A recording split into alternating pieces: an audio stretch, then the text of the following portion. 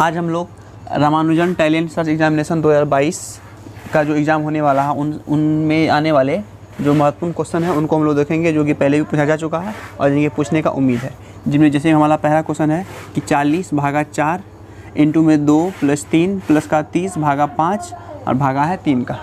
तो आपको पता है कि बोर्ड मार्क्स का क्वेश्चन है। बोर्ड मार्क्स में सबसे पहले क्या होता है, ब्रैकेट, उसके बाद क्या होता है का, उसके बाद क्या होता है भागा, उसके बाद गुना, उसके बाद जोड़, लास्ट में क्या होता है घटा। ये आपको पता होना चाहिए। तो चलिए इसको करते हैं। सबसे पहले क्या है ब्रैकेट, तो सबसे पहले क्या करेंगे ब्रैकेट करेंगे। तो ब्रैकेट के अलावा जो भी है ऐसे उतार देते हैं। क्या हो जाएगा 3 2 5 प्लस का क्या हो जाएगा 30, भागा कितना हो जाएगा 5, भागा कितना हो जाएगा 3। ठीक है। अब दूसरी ऊपर क्या है का तो इसमें है नहीं, छोड़ देंगे। उसके बाद क्या है भागा। चलिए जहाँ जहाँ भागा ले लेते हैं। यहाँ क्या है 40, भागा बदलेगा गुना में तो संख्या क्या जाता है पलट जाता है। संख्या क्या होता है पलट जाता है। ये 5 गुना में है, रहने देते हैं। प्लस का 5, 30, भागा बदलेगा गुना में हो जाएगा 1/5, भागा बदलेगा गुना में हो जाएगा 1/3। अब चलिए काटते हैं। 4 का पहाड़ा में 10 चौके 40 कट जाएगा। 5 का पहाड़ा में 5 छक्के 30 कट जाएगा। 3 का पहाड़ा में 3 दूना 6 भी कट जाएगा। तो यहाँ क्या बचा 10 गुना में 5, 10 बचे 50, प्लस का में कितना है 2 गुना में 1 गुना में 1 तो 2 ही हो जाएगा। तो 50 और 2 कितना हो जाएगा 52। तो मेरा कितना आंसर आ गया 52। ठीक है। तो इस हिसाब से ये हमारा सवाल कंप्लीट हुआ। अब आगे सवाल देखते हैं नेक्स्ट हम लोग। अब देखिए नेक्स्ट सवाल हमारा क्या है, 3√5 प्लस में √125 है। ठीक है। दूसरा नीचे है √80 प्लस में 6√5 है। और हमको इसको सॉल्यूशन करके बताना है कि ये कैसी संख्या है, ये प्राकृत संख्या है कि और पूर्णांक है कि एक परिमेय है कि एक अपरिमेय है। ठीक है। चलिए इसका सॉल्यूशन करते हैं। पहला क्या है 3√5, इसमें कुछ भी बाहर नहीं आ रहा, ऐसे छोड़ देंगे। ठीक है। दूसरा है बीच में प्लस का चिन्ह है। यहाँ क्या है √125, √125 को चलिए तोड़ते हैं। 125 को तोड़ेंगे तो सीधे 5 से लगेगा, पता होगा। फिर 5 से तोड़ेंगे, फिर 5 से तोड़ेंगे, यानी इसको 5 गुना 5 लिख सकते हैं। यानी इसको लिख सकते हैं हम लोग 5 गुने में 5 गुने में 5 लिख सकते हैं। बट्टे में आइए, बट्टे में क्या है 80, 80 को भी तोड़ते हैं। 2 से तोड़ेंगे 40, 2 से तोड़ेंगे 20, 2 से तोड़ेंगे 10, 2 से तोड़ेंगे 5, 5 से तोड़ेंगे 1। यानी 80 को लिख सकते हैं 2 गुने में 2 गुने में 2 गुने में 2 गुने में 5। ठीक है। प्लस में 6√5 में कुछ भी बाहर नहीं आ रहा, ऐसे छोड़ देंगे। ठीक है। चलिए अब आगे देखते हैं। ये 3√5 है, ऐसे रह जाएगा। अब देखिए ये रूट के अंदर 3 5 है, जोड़ा बाहर आएगा, पता ही आपको रूट में हमेशा जोड़ा रहता है। तो यहाँ से 1 5 बाहर आ जाएगा, अंदर में बचेगा √5, अंदर में क्या बचेगा √5। नीचे आइए, नीचे कितना जोड़ा देखिए, एक जोड़ा ये मिला, एक जोड़ा ये मिला, यानी 2 को 2 बाहर आ जाएगा, अंदर में बच जाएगा सिर्फ √5। बीच में प्लस है, इससे कुछ बाहर नहीं आ रहा है, इसको ऐसे छोड़ देंगे। ठीक है। अब आगे देखिए यहाँ क्या है 3√5, यहाँ क्या है 5√5, तो 3 और 5 कितना हो जाएगा 8√5 हो जाएगा। ठीक है। अब नीचे देखिए, नीचे कितना है 2 दूनी 4, 4√5 और प्लस में 6√5, तो 4√5 और 6√5, ये 2 दूनी 4 हो जाएगा ना, 2 दूनी 4, 4√5 और 6√5 तो कितना हो जाएगा 10√5 होगा। देखिए ये दोनों गुना में है, कुछ नहीं तो क्या है गुना है, तो गुना है तो √5 से √5 कट जाएगा। इन दोनों काटेंगे तो 2 चौके 8, 2 पंचे 10, यानी कितना आ गया 4/5। 4/5 ये किस में है p/q के रूप में है। अगर p/q के रूप में ये कैसी संख्या हो जाएगी, ये एक परिमेय संख्या हो जाएगी। कैसी संख्या हो जाएगी, एक परिमेय संख्या हो जाएगी। परिमेय संख्या हो जाएगी। परिमेय संख्या का डेफिनेशन पता है ना, ऐसी संख्या जिसको हम लोग p/q के रूप में लिख सकते हैं, जिसको हम लोग p/q के रूप में लिख सकते हैं, जहाँ पर q जो है 0 के बराबर नहीं होना चाहिए। यही परिमेय संख्या का परिभाषा होता है। तो ये 4/5 है, p/q के रूप में है, q बराबर 0 नहीं है। देखिए नीचे 5 है, तो ये कैसी संख्या हो गई, एक परिमेय संख्या हो गई। अब देखिए तीसरा क्वेश्चन हमारा क्या है यदि m तथा n, क्या है यदि m तथा n 0 से 9 तक का कोई भी एक संख्या हो सकता है। ठीक है। m और n जो है वो 0 से 9 तक का कोई भी एक संख्या हो सकता है। तो m और n का वो न्यूनतम मान क्या हो सकता है, यदि संख्या क्या है 52m 3n, क्या संख्या है 52m 3n, 12 से अगर भाग लग जाए, यानी सिंपल कहानी बता रहा है। यदि 52m 3n को हमको 12 से भाग देना है, जो कि पूरी तरह से कट जाए, लेकिन उसकी जगह हमको यहाँ कुछ संख्या रखना पड़ेगा और यहाँ कुछ संख्या रखना पड़ेगा। तो वही बोल रहा है कि m और n का मान क्या लेंगे हम लोग, जो कि 12 से भाग लग जाए। और m और कहाँ से लेना है, m और n का मान 0 से लेकर 9 तक के बीच का लेना है। तो सबसे पहली बात आपको विभाग का नियम पता होना चाहिए। भाज्य का नियम क्या है, यदि 12 से कोई संख्या कब भाग लेगा, जब 12 का हम लोग फैक्टर करेंगे जिसका अंतर 1 हो। तो यहाँ देखिए 4 या 12, 4 और 3 का 1 का अंतर है।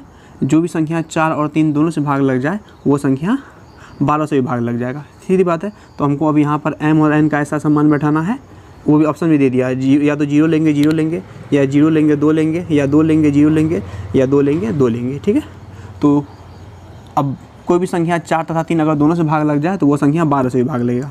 तो हम लोग को 4 से भाग का नियम पता होना चाहिए कि लास्ट का 2 अंक अगर 4 से भाग लग रहा हो तो पूरी संख्या भी 4 से भाग लग जाएगी। और 3 का नियम क्या है, यदि संख्याओं का जोड़ 3 से भाग लगे तो वो पूरी संख्या भी 3 से भाग लग जाएगी। जैसे कि हम बोले क्या 27 3 से भाग लगेगा, तो जोड़िए 7 2 9, 7 2 कितना होता है 9, 9 3 का पारा हम आता है तो मतलब 27 जो है 3 से भाग लग जाएगा। बस वही काम यहाँ करना हमको। तो पहले n का मान चलिए हम लोग क्या रखते हैं, 2 रख लेते हैं। क्या रख लेते हैं, 2 रख लेते हैं।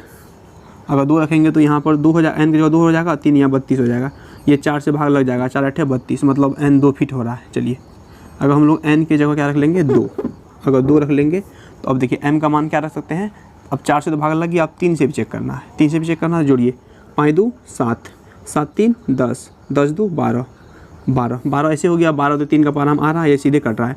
यानी m का मान को क्या लेना पड़ेगा, 0 लेना पड़ेगा। m का मान क्या लेना पड़ेगा 0। इस हिसाब से बाय ऑप्शन बी सही है।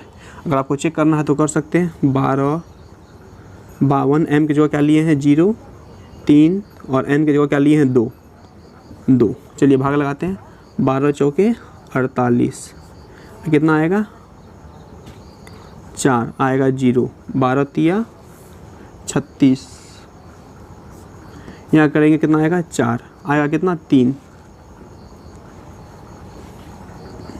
चलिए यहाँ से करते हैं, कितना आएगा 3। अब 12 का पारा में फिर हो जाएगा 12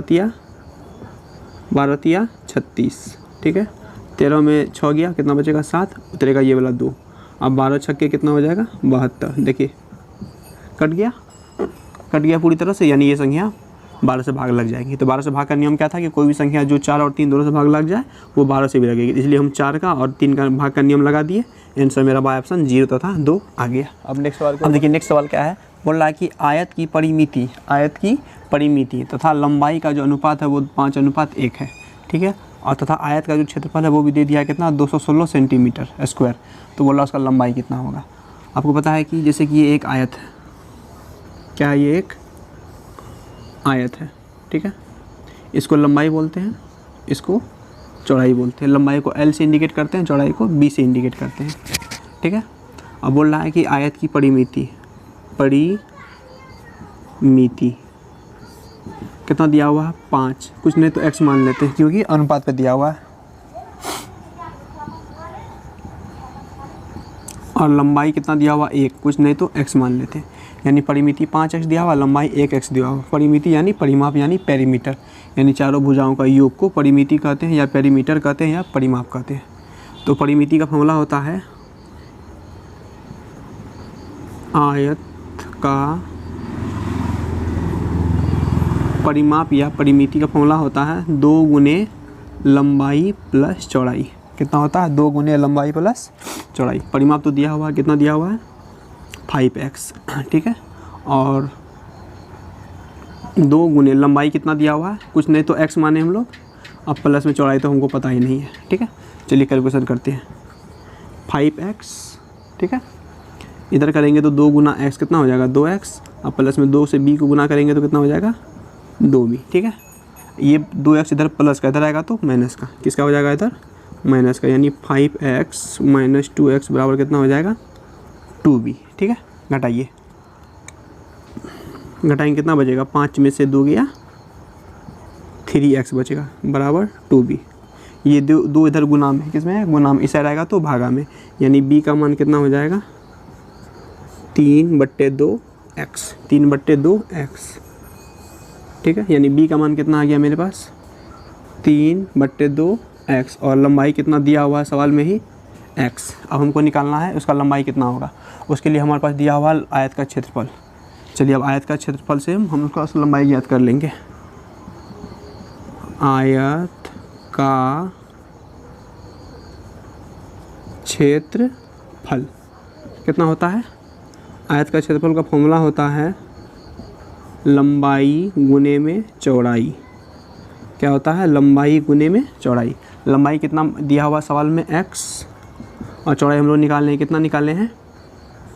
3/2x। और ये बराबर किसके? सवाल में दे दिया है कि इसका क्षेत्रफल जो है 216 सेंटीमीटर स्क्वायर है, 216 सेंटीमीटर स्क्वायर है। चलिए अब देखिए x गुना में 3/2x यानी x गुना में 3x बराबर 216। ये 2 देखिए इधर भागा में, किसमें? भागा में। इधर गया तो गुना हो जाएगा। कोई भी संख्या बराबर को सर जाता है तो गुना हो जाता है। भागा में हो तो गुना हो जाएगा, गुना में हो तो भागा में हो जाएगा, जोड़ में हो तो घटा हो जाएगा, घटा हो तो जोड़ में हो जाएगा। ठीक है, अब चलिए काट में 3 से काटते हैं। 3 से काटेंगे तो 3 का पारा में 3 सत्ते 21, 3 दूना 6, यानी x गुना x करेंगे तो हो जाएगा x स्क्वायर। इधर 72 गुना 2 करेंगे तो हो जाएगा 144। यहाँ से x स्क्वायर उस साइड जाएगा तो पता है कि रूट में आ जाएगा। x स्क्वायर जब उस साइड जाता है तो रूट में। अब रूट 144 किसका होता है? वर्ग। पता है कि 12 गुना 12, 12 गुना 12, यानी यहाँ से मेरा x का मान कितना आ गया? 12 सेंटीमीटर। x का मान कितना आ गया? 12 सेंटीमीटर। और x किसका मान दिया हुआ था? लंबाई का, यानी आयत का लंबाई कितना हो गया? 12 सेंटीमीटर, यानी